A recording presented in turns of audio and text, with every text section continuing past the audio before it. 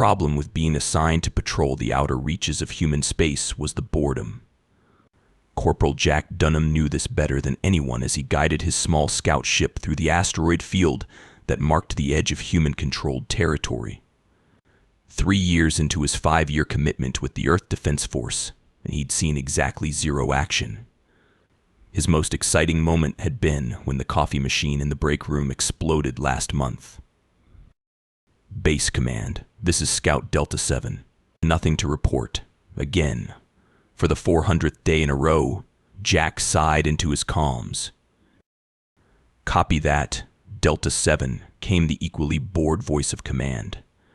Continue standard patrol route. Jack rolled his eyes. Continue standard patrol route. As if I'd do anything else out here in the middle of absolutely freaking nowhere. As he maneuvered between 2 particularly large asteroids, something unusual caught his eye.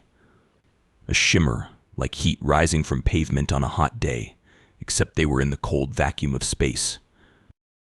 That's weird, he muttered, adjusting his scanners. Nothing registered. Base Command, I'm seeing some kind of visual distortion at coordinates 227 Mark IV. Scanners show nothing, but I'm going to check it out. Delta 7 negative. Maintain your patrol route. We're picking up some unusual. The communication cut off abruptly as Jack's ship shuddered violently. Warning lights flashed across his control panel. Oh crap, Jack whispered as his ship was engulfed in a blue-green beam of light. His engines failed, life support flickered, and the small scout vessel began to move against his control. Pulled towards the shimmering distortion which was now materializing into the unmistakable form of a massive ship. Base Command. I'm being pulled in by some kind of tractor beam. Unknown vessel, massive, at least cruiser class. This is not a drill. Repeat, this is not the comms went dead. Jack Dunham, mediocre soldier with a spotless but utterly unremarkable service record, had just achieved the dubious honor of becoming humanity's first prisoner of war in an interstellar conflict. The first thing Jack noticed when he regained consciousness was the smell, antiseptic with a hint of something like cinnamon. The second thing was that he was strapped to what appeared to be an examination table. The third thing, and this was the kicker, was the 3 bizarre creatures staring down at him. They were humanoid, but with iridescent blue skin, large oval eyes, and what appeared to be gills along their necks. Their uniforms were sleek, metallic, and adorned with symbols Jack couldn't begin to understand. It's awake, said the tallest of the 3, its voice surprisingly melodic. Begin classification protocols. Jack tried to speak but found his mouth was dry. After a moment of awkward swallowing, he managed to croak out, I'm Corporal Jack Dunham, Earth Defense Force. Service number 7734, Alpha Golf. And you are? The aliens exchanged glances. The shortest one consulted a device that resembled a transparent tablet. Species confirmed human. Military designation unknown. Corporal does not translate in our database. The third alien, who had been silently observing, stepped forward. Is this a rank designation? Are you a warrior-class human? Jack almost laughed. He'd been called many things in his life, but warrior-class wasn't one of them. I'm just a scout pilot, low-ranking. Nobody important. More confused glances between the aliens. Deception, the tall one declared confidently. The first human captive would not be nobody important. Humans would not entrust their borders to insignificant members. No, really, Jack insisted. I'm basically the equivalent of the guy who checks IDs at the door. Not even the bouncer. Just the ID checker. The aliens huddled together, speaking in rapid musical tones that Jack's universal translator couldn't keep up with. Finally, they turned back to him. We are the Zorblaxian Exploratory Fleet, announced the tall one. I am Chief Medical Officer Vextora. You are now a prisoner of the Zorblaxian hegemony, pending classification and interrogation. Interrogation? Jack squeaked. Look, there's been a misunderstanding. We didn't even know you existed until about he glanced at his wrist display, which was miraculously still working, 53 minutes ago. More deception, Vextora said smugly. Take the human officer to holding cell Alpha. Admiral Kraz-Tik will want to question this one personally. As they unstrapped him and led him away, Jack couldn't help but notice they'd called him an officer. Despite his protests about being a lowly corporal, the Zorblaxian seemed convinced he was someone important. That was when Jack Dunham had his first genuinely brilliant idea in years. Maybe, just maybe, being mistaken for someone important could work to his advantage. Admiral Kraz-Tik was not having a good day. First, their cloaking technology had malfunctioned during what was supposed to be a routine survey of this previously uncontacted species territory. Then they'd been forced to capture a scout ship to prevent word of their presence from spreading. And now he was faced with the task of interrogating the first human prisoner in galactic history. The Admiral adjusted his ceremonial collar, a massive, ridiculous thing that was supposed to denote his authority but mainly gave him neck cramps, and glared at the report on his screen. This cannot be correct, he muttered to his aide. The prisoner claims to be low-ranking, yet displays all the markers of a high-value officer. What markers would those be, Admiral? Asked the aide, Lieutenant Plex, a younger Zorblaxian who had the unfortunate habit of asking questions his superiors didn't want to answer. The markers. The obvious ones. Kraz-Tik sputtered. The confidence. The strategic positioning of his vessel. The way he sits. Lieutenant Plex peered at the monitor showing Jack lounging in his cell, picking at his teeth with his pinky finger. He does sit with authority? Exactly. Kraz-Tik slammed his three-fingered hand on the console. No mere corporal would be patrolling the border alone. This is clearly a high-ranking infiltration specialist. Bring him to interrogation chamber 1. Jack was trying to decide if the gelatinous substance they'd given him for lunch was food or possibly some kind of cleaning product when the door to his cell hissed open. 2 guards entered, their stance rigid and formal. The Admiral will see you now, human officer, one announced. Still not an officer, Jack mumbled, but allowed himself to be escorted down a curved corridor. The ship was massive, with ceilings that soared at least 20 feet high and walls that seemed to pulse with an internal light. They brought him to a room that screamed evil alien interrogation chamber so loudly it was almost comical. In the center sat a large, imposing Zorblaxian wearing what looked like a dinner plate around his neck. I am Admiral Kraz-Tik of the Zorblaxian hegemony, the alien announced grandly. And you are? Corporal Jack Dunham, sir, Earth Defense Force. The Admiral made a dismissive gesture. Your deception is pointless. No military sends mere corporals on solo patrols along contested borders. Contested? We didn't even know you existed. Jack protested. More lies, Kraz-Tik said smugly. Our intelligence suggests humans have been aware of our presence for at least 12 of your Earth cycles. Jack blinked. That's completely wrong. Who's your intelligence officer? They should be fired. A smaller Zorblaxian standing nearby Lieutenant Plex, though Jack didn't know it yet, shifted uncomfortably. The Admiral leaned forward. Perhaps we should dispense with these games. What is your real rank and purpose, human? And that's when Jack had his second brilliant idea of the day. If they were determined to believe he was important, why not use it? The more they overestimated him, the better his chances of, well, something. Escape, rescue, not being dissected, any of those would be nice. Jack straightened his posture and adopted what he hoped was a mysterious smile. I'm afraid that's classified information, Admiral. The effect was immediate. Kraz-Tik's gill-like structures fluttered in what Jack guessed was excitement. So you admit you are more than a mere corporal? I admit nothing, Jack said, crossing his arms, except that your ship's inertial dampeners could use recalibrating. I felt at least a 0.3 G fluctuation on the way here.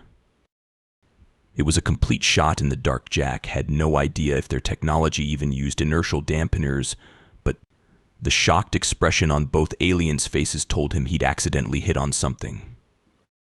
How could you possibly know about the dampener malfunction? Kraz-Tik demanded.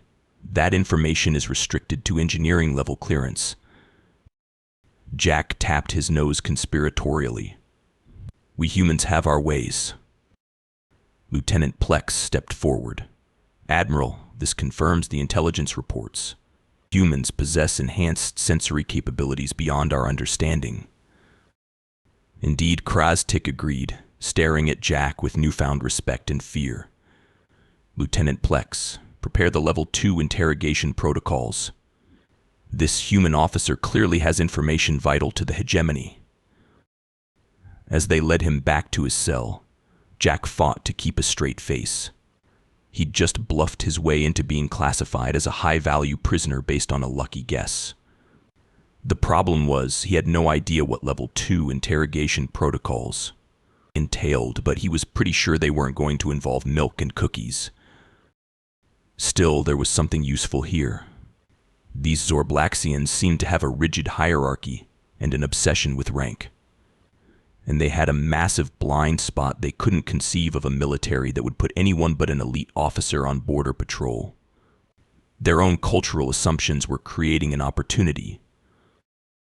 Jack decided then and there, as long as they thought he was important, he'd be the most important damn prisoner they'd ever captured.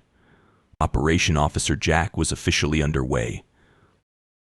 Let's begin again, Lieutenant Plex said, his patience clearly wearing thin after 2 hours of getting nowhere. What is the defensive capability of Earth's orbital platforms? Jack leaned back in his chair, the very picture of casual confidence despite being strapped to it. Have you ever heard of a Dyson sphere? Plex consulted his translator, a theoretical megastructure that encompasses a star to capture its energy. Theoretical for you, maybe, Jack said with a wink. We've got 3. But that's not even the impressive part. Admiral Kraz-Tik, who had been observing from behind a one-way force field, leaned forward. The impressive part, Jack continued, lowering his voice conspiratorially, is what we call the coffee protocol. Coffee protocol, Plex repeated, the translator struggling with the concept. Oh yes, every human soldier is biochemically linked to caffeine. 1 sip, and our reaction times triple. 2 sips, and we can perceive time at half speed. 3 sips, well, let's just say we haven't had to use 3 sips since the Great Toaster Uprising of 2078. Plex frantically took notes while Kraz-Tik's gill flaps pulsated with alarm. Is this, coffee, a biological weapon? The lieutenant asked. Jack shook his head solemnly. Worse. It's a breakfast beverage. The 2 aliens exchanged horrified glances. Jack was having the time of his life. For 3 days now, he'd been spinning increasingly outlandish tales about human capabilities, each more ridiculous than the last. So far, he'd convinced them that 1. Humans could regrow limbs, but only on Tuesdays. 2. Earth was defended by an army of combat penguins. 3. All human children were trained in 17 forms of martial arts before age 10. 4. Human sneezes could temporarily disable electronic equipment. 5. The reason humans needed sleep was actually to upload daily intelligence to the hive mind. The best part was, they believed every word. Lieutenant Plex had been assigned as his primary interrogator, and the young Zorblaxian's combination of earnestness and gullibility made him the perfect audience. Jack almost felt bad for him. Almost. "Let's move on to human military structure," Plex said, regaining his composure. "You claim to be a corporal, yet your knowledge suggests much higher standing." "Ah," Jack said, tapping his temple. "That's because of the double-blind rank system." "Double-blind rank system?"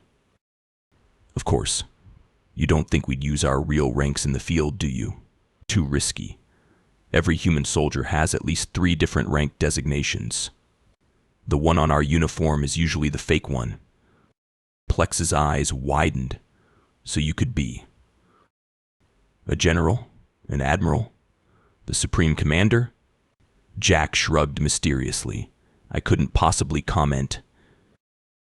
The door hissed open, and a new Zor-Blaxian entered, one Jack hadn't seen before. This one was shorter, with darker blue skin and what appeared to be ceremonial scarring around its eyes. "Lieutenant Plex, Admiral Kraz Tick requests your presence immediately. We've captured more humans." Jack's heart skipped a beat. More humans. That could be good strength in numbers or very, very bad if they contradicted his elaborate web of lies. As Plex hurried out, the new Zor-Blaxian lingered, studying Jack with obvious suspicion. "I am Security Chief Drontha," it said finally. "And I don't believe a word you've said." Jack's confident smile never wavered, but inwardly he cursed. A skeptic, just what he didn't need. "That's probably wise," Jack admitted. "After all, I might be engaging the 3rd Protocol of the Geneva Convention, Article 74, Paragraph 3, when captured, confuse the enemy with nonsense." Drontha's eyes narrowed. "There is no such protocol." "Isn't there?" Jack raised an eyebrow. "Are you an expert in Earth military law?" The security chief hissed softly. "I will be watching you, human. Your tricks won't work on me." After Drontha left, Jack allowed himself a moment of worry.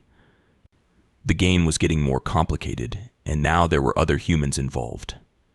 He could only hope they'd play along whether they understood what was happening or not. Little did he know, the new arrivals were about to take his ridiculous charade to heights even he couldn't have imagined. Jack was escorted to what appeared to be a larger holding area, where to his surprise he found 3 humans in jumpsuits similar to his own. One was a tall, muscular man with a shaved head who practically screamed military. The other 2 were a middle-aged woman with curly red hair and a younger man who looked barely out of his teens. "Fellow officers," Jack declared loudly before any of them could speak, giving them a meaningful look. "How unexpected to find you here." The shaved head man opened his mouth, clearly confused, but Jack continued quickly. "I'm Corporal Jack Dunham." "Of course, that's just my official designation according to our special ranking system." Understanding dawned in the tall man's eyes. "Right, I'm Staff Sergeant Marcus Webb, Special Forces." "Meg Thompson," the woman said, catching on quickly. "I'm just a janitor at the research facility they grabbed me from." Jack froze momentarily. A janitor? That could ruin everything. But before he could panic, Admiral Kraz Tick entered with Lieutenant Plex and Security Chief Drontha in tow. "So," the Admiral said smugly, "more human officers for our collection. Even a facilities management commander." Jack nearly choked trying not to laugh. They thought a janitor was some kind of commander? "Yes," Jack said, recovering quickly. "Facilities Management Commander Thompson is very important."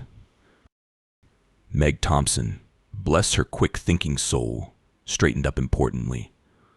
"I have access to all areas of the base. Nothing happens without my knowledge." Technically true for a janitor with the right security clearance, Jack thought admiringly. The youngest human looked terrified. "I'm just an intern. Kevin Mills at department. I was only delivering coffee when." "Ah, the coffee protocol operative. Krastik exclaimed, gill flaps quivering with excitement. Lieutenant Plex, this confirms the human's earlier intelligence. Kevin blinked in confusion. The what now? Jack jumped in. Commander Thompson, Sergeant Webb, and Coffee Specialist Mills. I've been explaining to our hosts about some of our basic capabilities. Like our Tuesday regeneration. Webb looked completely lost, but Thompson caught on immediately. Oh yes, Tuesday regeneration. Very convenient, especially after Monday combat training with the Penguins. Kevin's eyes widened, but something in Jack's desperate expression must have convinced him to play along. Right, the combat Penguins. They're very militant. Dronta stepped forward, eyes narrowed suspiciously. This is absurd. They're clearly coordinating their deception. Or Krastik countered. They're confirming independently what the first prisoner told us, which validates his information. Jack held his breath. This was the moment of truth. Thompson casually examined her fingernails. I don't know what's so hard to understand.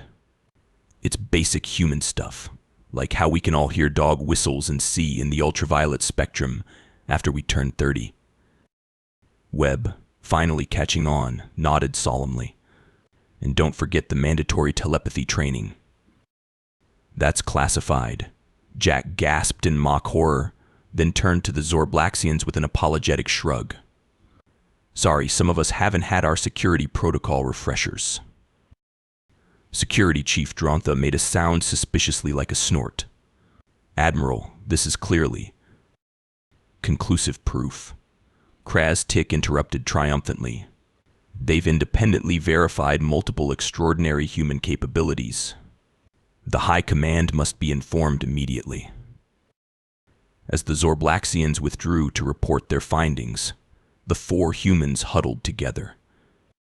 What the hell is going on? Webb whispered. Short version? Jack replied. They think we're all super important officers with superhuman abilities, and I've been encouraging that belief to keep us alive and potentially escape. Combat Penguins? Kevin asked weakly. I was improvising, Jack admitted, but they're buying it all, and the more outlandish, the better. Thompson chuckled. I'm a facilities management commander? Wait until I tell my supervisor back on Europa Station. He still won't give me a raise. Listen, Jack said urgently. Security Chief Dronta is suspicious. The others are true believers, especially Lieutenant Plex, who's been assigned to study us. If we coordinate our stories, we might be able to use their misconceptions to our advantage. To do what exactly? Webb asked skeptically. Jack grinned. Why? To escape, of course. Using our amazing human abilities they're so convinced we have. But we don't have any amazing abilities, Kevin pointed out nervously. They don't know that, Thompson said with a slow smile. And from what I've seen of these Zorblaxians so far, they're technologically advanced but gullible as hell. Exactly, Jack agreed. Now, here's what we need to do. Over the next few hours, as the Zorblaxians observed them from behind hidden sensors, the humans put on the performance of a lifetime. They discussed their standard abilities in casual conversation, conducted mock psychic exercises, and even performed a ridiculous ritual that Jack called calibrating their human energy fields but was actually just a modified version of the Macarena. By day's end, the Zorblaxian High Command was fully convinced that humans were the most formidable species they'd ever encountered, and they hadn't even fired a shot. The problem, Jack whispered during their designated rest period, is that we need to get past at least 3 security checkpoints, reach the hangar bay, and somehow steal a ship we don't know how to fly. The 4 humans were huddled in their shared holding cell, which the Zorblaxians had upgraded to a diplomatic suite once they'd decided their prisoners were all high-ranking officers. This meant slightly softer beds and a private bathroom, but still plenty of surveillance. And we need to do it without using any of our supposed superpowers since, they don't exist, Webb added dryly. Actually, Thompson said thoughtfully, I think our powers are exactly what we need to use. Kevin looked up from where he'd been examining the door mechanism. How do you use powers you don't have? Thompson grinned, by making them believe so strongly that they essentially give us the powers themselves. Jack's eyes lit up as he caught her meaning. Psychological warfare. If they're convinced we can do something. They might just let us do it without questioning how, Thompson finished. Webb looked skeptical. Like what? They think we can regenerate limbs and talk to penguins. Neither helps us escape. But they also think we can interfere with electronic systems, Jack pointed out. And that we have enhanced senses. And that we're all important officers who wouldn't be held prisoner for long before Earth comes looking, Thompson added. Kevin, who had been quiet, suddenly spoke up. I actually do know something about computers. I wasn't lying about being in it. If I could get access to a terminal. Perfect, Jack exclaimed. Now we just need to convince them to let you near one. Their opportunity came the next day during their scheduled human behavior observation period with Lieutenant Plex. The young Zorblaxian had developed a fascination with humans that bordered on reverence. Lieutenant, Jack began casually, Coffee Specialist Mills is concerned about the stability of your ship's central computing core. Plex tilted his head. Our computing core? It's functioning optimally. Kevin, taking his cue, closed his eyes and placed his fingers on his temples. I'm sensing quantum fluctuations. Your level 3 encryption protocols are degrading. That's impossible, Plex protested. How could you know that? Basic human electronic sensitivity, Thompson interjected smoothly. All its specialists can sense computer malfunctions. It's why we chose Kevin to deliver the coffee dual functionality. Webb, who had been struggling to keep up with their improvised nonsense, added, Yes, it's part of the coffee protocol. Jack mentally face-palmed, but Plex seemed to accept this. What would you need to verify this sensing? The lieutenant asked Kevin. Just brief access to a terminal, Kevin replied. I could diagnose the problem in minutes. Plex looked uncertain. I would need approval from Admiral Kraz Tick. Of course, Jack said understandingly. Though if the core does fail, the Admiral might wonder why his xenobiology officer ignored a warning from expertise freely offered. That did it. Within the hour, Kevin was escorted to a technical station under Plex's supervision, with Dronta lurking suspiciously nearby. Kevin sat at the alien terminal, which responded to his touch with holographic displays he couldn't read. But he put on a good show, tapping confidently and making thoughtful noises. Just as I suspected, he announced after a few minutes. Your quantum stabilizers are out of alignment with your temporal buffers. These were completely made-up terms, but Plex nodded as if this made perfect sense. Can it be fixed? He asked anxiously. Oh, easily, Kevin assured him. I just need to initiate a level 4 diagnostic. Standard procedure. What Kevin was actually doing while talking technical gibberish was using trial and error to understand the system. Years of gaming had given him decent pattern recognition skills, and the Zorblaxian interface was surprisingly intuitive. After several minutes of poking around, he managed to locate what appeared to be ship schematics. Almost done, he murmured, covertly memorizing the path to the hangar bay while making it look like he was running diagnostics. Security Chief Dronta stepped closer, suspicious as always. This has gone on long enough. What exactly are you doing to our systems? Kevin looked up innocently. Just harmonizing your quantum filters. See? He pointed to a pulsing display that was actually the ship's environmental controls. I don't believe Dronta began. but was interrupted by a sudden ship-wide announcement in the musical Zorblaxian language. Plex's gill flaps fluttered in alarm. The High Command is hailing us. They're sending a senior diplomatic delegation to assess the human officers.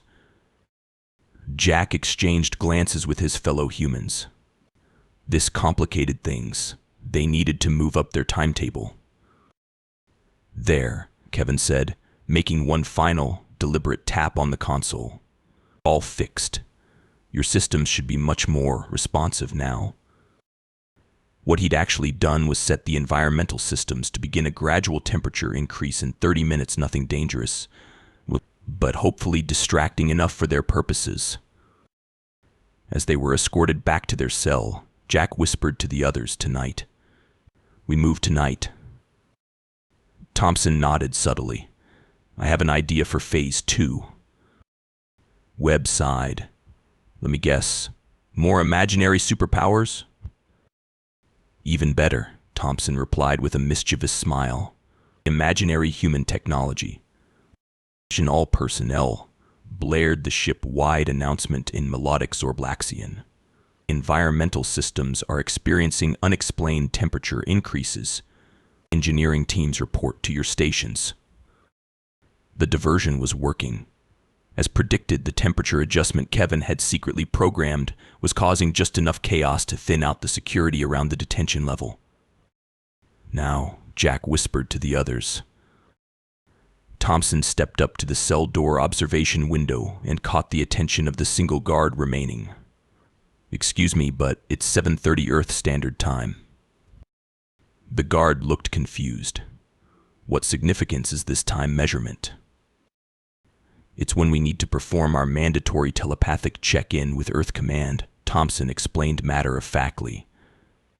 "If we miss it, they'll assume we're being mistreated and send the Penguin battalions." The guard's gill flaps fluttered anxiously. "I have received no instructions regarding telepathic communications." "Well, you wouldn't have, would you?"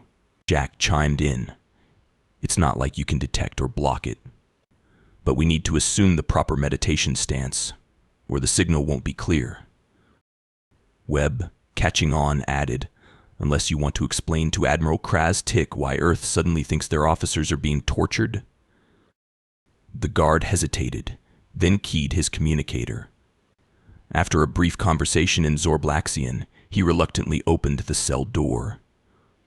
"You may assume your stance in the corridor where I can observe you. No movement toward restricted areas." "Perfect," Jack agreed cheerfully. The 4 humans filed out and arranged themselves in a circle on the floor of the corridor. They closed their eyes and began humming softly. "What exactly is the plan here?" Webb muttered through barely moving lips. Kevin memorized the route to the hangar. Jack whispered back, "And I've got a special surprise prepared." After several minutes of humming, Jack suddenly gasped and opened his eyes. "Oh no, Earth reports that our life signs are being suppressed. They think we're under duress." "What?" the guard exclaimed. "No suppression is occurring." "Quick!" Thompson jumped to her feet. "We need to move to a section of the ship with less electromagnetic interference. Section J-17 would work." Section J-17, as Kevin had discovered, was a direct path to the hangar bay. The guard looked torn. "I cannot permit." "Do you want to start an interstellar incident?" Jack demanded. "Because this is how you start an interstellar incident. Earth is preparing response measures as we speak." Faced with this apparent crisis and lacking direct orders to the contrary, the guard made the fateful decision to escort them to Section J-17 exactly as they'd hoped. As they moved through the corridors, they passed increasingly confused Zorblaxian crew members dealing with the environmental systems issue. No one questioned 4 humans being escorted by a security guard. When they reached a junction near the hangar bay, Jack implemented the next phase of the plan. "Oh," he exclaimed suddenly, pointing down an empty corridor. "Did you see that? I think one of your officers needs help." When the guard turned to look, Webb, the largest of the humans, tackled him from behind. The guard was stronger than he appeared, but 4 against 1 meant the struggle was brief. They left him bound with strips torn from their own clothing and unconscious but otherwise unharmed. That won't hold them for long, Webb warned. It doesn't need to, Jack replied as they raced toward the hangar bay. Kevin, which ship did you identify as our best option? The small scout vessel on the far left, Kevin answered. It looked similar to human designs, probably the easiest to figure out. They burst into the hangar bay, which fortunately was mostly deserted due to the ongoing environmental crisis. 2 technicians looked up in shock as the humans sprinted toward the indicated scout ship. Stop, one called out. You are not authorized. Coffee Protocol Omega, Jack shouted, making an elaborate gesture with his hands. Stand down or face molecular disruption. To their astonishment, both technicians dropped to the ground, covering their heads. I can't believe that worked, Webb muttered as they reached the ship. Quick inside, Thompson urged as alarms began to sound throughout the ship. The scout vessel's entry ramp was unlocked. Why would the Zorblaxians lock it inside their own secure hangar bay? The humans piled in, and Kevin immediately began examining the controls. I think I can fly this, he said with more confidence than he felt. The interface is similar to some Earth designs. You think? Webb asked incredulously. Better than our alternatives, Jack pointed out as he sealed the entry hatch. Outside, Security Chief Dronta burst into the hangar bay with a squad of guards, their weapons drawn. See, I told you they were lying about everything. They could hear him shouting to someone over his communicator. Kevin fired up the engines as Thompson and Webb strapped themselves in. Jack took the co-pilot seat, trying to make sense of the alien navigational systems. Hold tight, Kevin warned as he experimentally pushed what he hoped was the throttle forward. The ship lurched, then rose smoothly off the deck. The hangar bay force field was still in place, preventing their exit. Now what? Thompson asked. Jack grinned and pointed to a large red button prominently featured on the console. I'm guessing that's either self-destruct or emergency override. Either way, it'll get us attention. He slammed his palm down on the button. To their relief, it wasn't self-destruct. The force field flickered and died, leaving open space before them. Go, go, go, Jack urged. Kevin needed no encouragement. He pushed the throttle to maximum, and the small ship shot forward, out of the hangar bay and into the freedom of space. Behind them, they could see the massive Zorblaxian vessel beginning to give chase, but Kevin was already plotting a course back toward Earth space. Will they catch us? Thompson asked anxiously. I don't think so, Kevin replied, studying the readouts. This scout is faster than it looks. Plus, they'll be hesitant to fire on a ship full of what they believe are high-ranking human officers. Jack laughed. The ultimate diplomatic incident. 6 months later, in the Grand Assembly Hall of the newly established Galactic Diplomatic Corps on Earth, Admiral Kraz Tix stood before the assembled representatives of 17 spacefaring species. And so, he concluded his lengthy speech. Based on our first contact experiences with humans, the Zorblaxian hegemony proposes the following amendment to the Galactic Code of Conduct. All human prisoners, regardless of stated rank or apparent function, are to be classified as high-ranking officers and treated with appropriate diplomatic protocols. The motion passed unanimously, with only the human delegates struggling to maintain straight faces.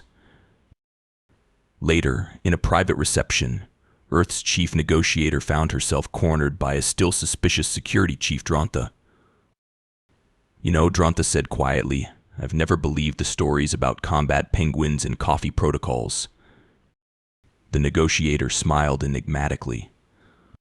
And yet your government insists on treating every captured human as if they might be our supreme commander. Curious, isn't it? One day, Dronta promised, we'll learn the truth about humans. Perhaps, the negotiator replied, but until then, would you care for some coffee? I find it helps tremendously with diplomatic negotiations. Dronta's gill flaps fluttered nervously as they eyed the innocent-looking brown liquid. No, thank you. And that is how Jack Dunham, mediocre corporal, turned accidental diplomat, changed interstellar relations forever. To this day, 3 centuries later, any human unfortunate enough to be captured by any alien species is automatically given officer accommodations, diplomatic privileges, and treated with wary respect. All because aliens would rather be safe than sorry when it comes to humans and their mysterious, completely fictional superpowers.